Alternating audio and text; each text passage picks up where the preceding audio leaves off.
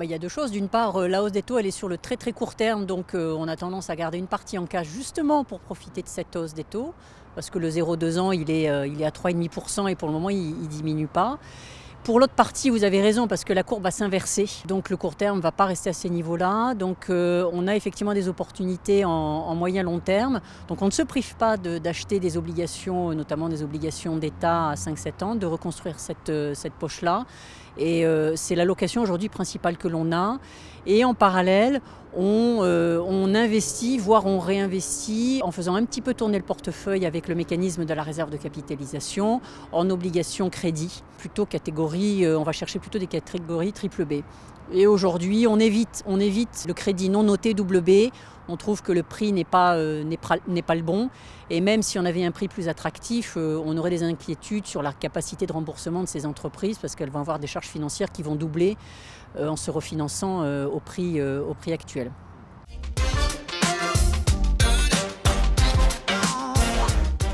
Alors, sur les marchés actions, deux choses. D'abord, sur le passif, effectivement, on a des passifs qui sont assez courts. On a des passifs en santé qui sont à 6 mois, 1 an, 2 ans, et on a des passifs en prévoyance qui sont à 4-5 ans.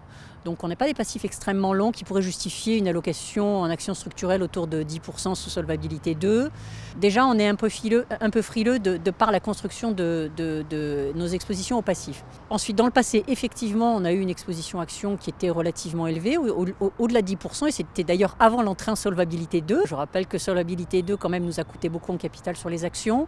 Donc on a baissé structurellement cette exposition, à la fois à l'entrée en solvabilité 2, et puis de manière un peu opportuniste, parce qu'on pensait que les marchés en 2019-2020 étaient assez hauts.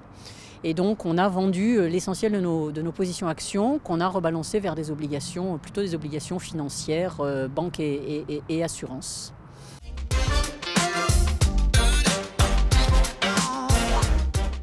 Alors sur l'activité sous-jacente, les locataires sont là, les locataires payent. Il y a une grande évolution des grandes surfaces vers les moyennes surfaces. L'empreinte des entreprises est en train d'évoluer, Covid, télétravail, etc. Donc effectivement, les 30-20 000 m² descendent vers des 5-10 000 m². Donc le marché est actif. Et le marché est également prêt à payer des prix élevés dans le QCA, notamment si je pense au marché parisien.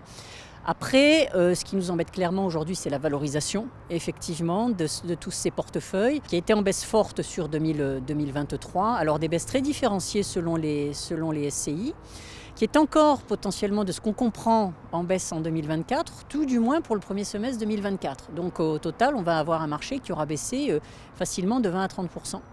Ça, effectivement, ça ne nous rend pas forcément très heureux.